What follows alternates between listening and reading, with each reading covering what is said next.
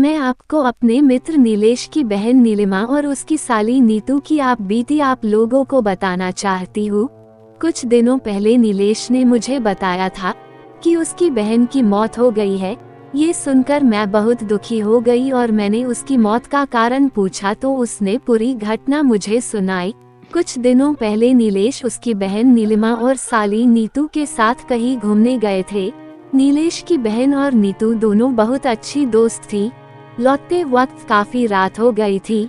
रास्ते में उसकी बहन की तबीयत खराब हो गई थी। उसे काफी ठंड लग रही थी। हमारा घर अभी भी 100 किलोमीटर दूर था और रास्ते में कोई भी रुकने की जगह नहीं मिल रही थी।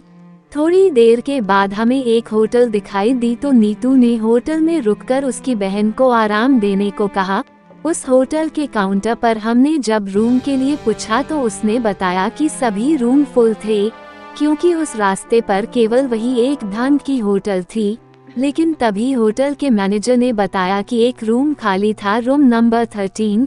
हमने उस समय अंधविश्वासी वाली बातों को ना सोचकर रूम ले लिया। जैसा कि आप लोग जानते हैं कि रूम नंबर 13 को अशुभ माना जाता है और कई होटलों में इस नंबर का कोई रूम नहीं होता है। लेकिन ये होटल कई साल पुराना था। जैसे ही वो तीनों उस रूम में गए तो उन्हें नेगेटिव एनर्जी महसूस हुई। उस रूम की कंडीशन तो ठीक थी, लेकिन ऐसा लग रहा था जैसे बरसों से यहाँ कोई रहने नहीं आया हो। उन्होंने कुछ ज्यादा नहीं सोचा। अब वो अपनी बहन नीलिमा के लिए काउंटर से पेनकिलर लेने को गया। काउंटर से टैबलेट लेकर जैसे ही रूम में आया तो देखा कि उसकी बहन बालकनी में खड़ी बातें कर रही थी।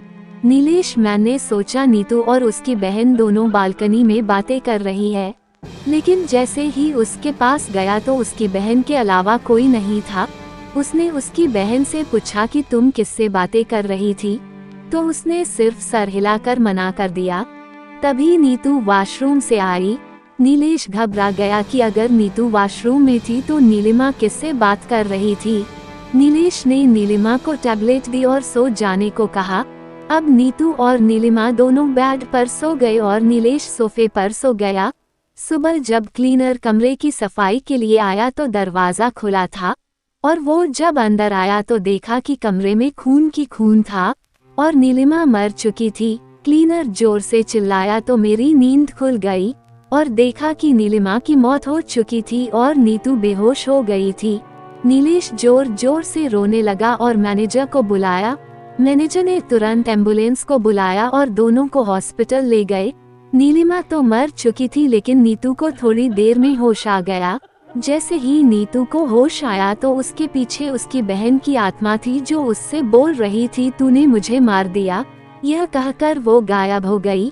नीलिमा काफी बुरी तरह डर गई। अब नीलेश ने नीतू से सारी घटना पूछी तो उसने बताया कि रात को जब मैं पानी पीने उठी रात तो देखा नीतू फिर से बालकनी में बैठी थी और कुछ बड़बड़ रही थी, और मैं जैसे उसके पास गई और उससे पूछा कि वो यहाँ क्या कर रही है, तो उसने मुझे जोर से धक्का दिया और मेरा सर दीवार से टकरा गया और मैं बेहोश हो गई और इसके अलावा मुझे कुछ याद नहीं है। जैसे ही नीतू हॉस्पिटल से छुटी तो वो नीलेश के साथ उस होटल में गई और उसने काउंटर पर मैनेजर से बात करने को कहा तो उसने बताया कि आपकी घटना के दूसरे दिन मैनेजर की मौत हो गई थी। वो दोनों शॉक हो गए। उन्होंने क्लीनर से माजरा समझने की कोशिश की तो उसने बताया कि आप जिस रूम में रुके थे वो प्रेत बाधित था और रात में वहाँ कोई नहीं रुकता है, लेकिन मैनेजर ने पैसों के चक्कर में रूम आपको दे दिया। इस रूम में पहले भी 2 मौतें हो चुकी है। अब सारी बात नीलेश को समझ में आई। इस घटना के बाद नीलेश काफी सदमे में चला गया और कभी किसी होटल में नहीं रुका। तो ये थी कहानी। आशा है आपको पसंद आई होगी।